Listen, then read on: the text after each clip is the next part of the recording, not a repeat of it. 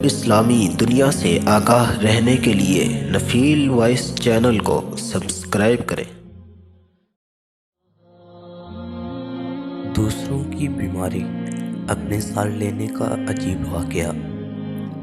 برصغیر کی سلطنت مغلیہ کا بانی بابر مرزا 1483 میں فرغانہ ازبکستان میں پیدا ہوا تھا۔ اس کا باپ عمر شیخ مرزا ریاست فرغانہ کا حکمران تھا۔ جب بابر کی عمر 11 برس ہوئی تو عمر شیخ زانائے گہانی موت کا شکار ہوا۔ بابر سلطنت کا حکمران بنا تو شروع میں اسے اپنے 2 چچاؤں محمود مرزا اور احمد مرزا کے خلاف دفاعی جنگ کرنا پڑی۔ وہ اپنے چچاؤں کے مقابلے میں تو کامیاب ہو گیا، لیکن ازبک حکمران شیبانی خان کا مقابلہ نہ کر سکا اور سمرقند فتح کرتے کرتے اپنی ریاست سے بھی ہاتھ دھو بیٹھا۔ پورا 1 سال دشت نوردی کے بعد وہ 1505 میں کابل پر اپنی حکومت قائم کرنے میں کامیاب ہو گیا۔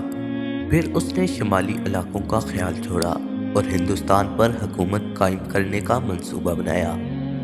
آخر کار 1526 میں وہ سلطان ابراہیم لودھی کو شکست دے کر برصغیر کا بادشاہ بن گیا، لیکن اب اس کی زندگی کے دن پورے ہو چکے تھے۔ مسلسل فوج کشی اور مشکل حالات کا مقابلہ کرتے کرتے وہ تھک چکا تھا۔ اب وہ دارالحکومت میں بیٹھ کر کچھ دن آرام سے بسر کرنا چاہتا تھا۔ اس نے اپنے بڑے بیٹے ہمایوں مرزا کو کابل کی طرف روانہ کیا تاکہ شمالی علاقوں پر تسلط قائم رہے۔ ہمایوں مرزا ابھی زیادہ دور نہیں گیا تھا کہ سخت علیل ہو کر واپس پہنچا۔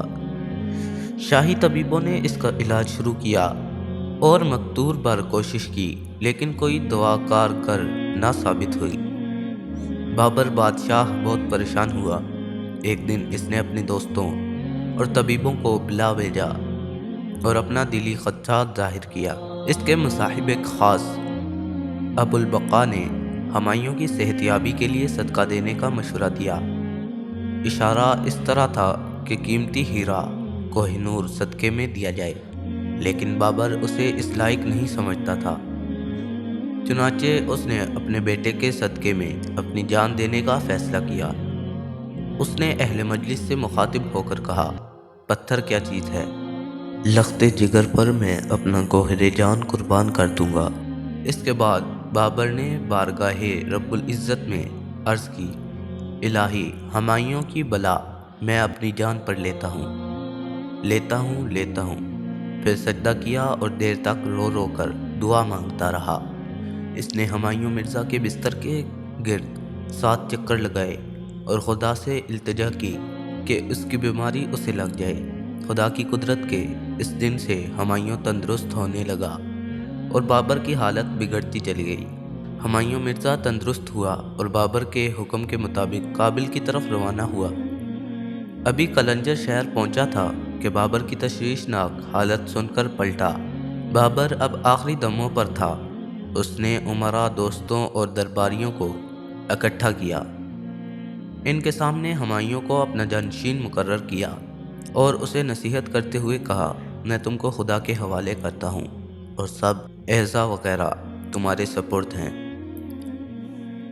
اس بات کو چند روز بھی نہ گزرے تھے کہ بابر 26 دسمبر 1530 کو آگرہ میں فوت ہو گیا۔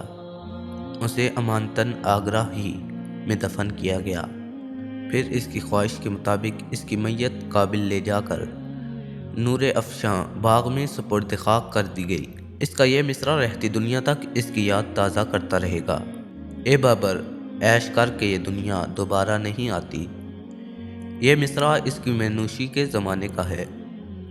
ہندو راجپوت رانا سانگا کے خلاف جنگ کنواہا کے موقع پر بابر نے توبہ کر لی تھی اور پھر مرتے دم تک اس نے اسے نبھایا۔ بابر نے ترکی زبان میں اپنی سوانح حیات لکھی جو تزک بابری کے نام سے معروف ہے۔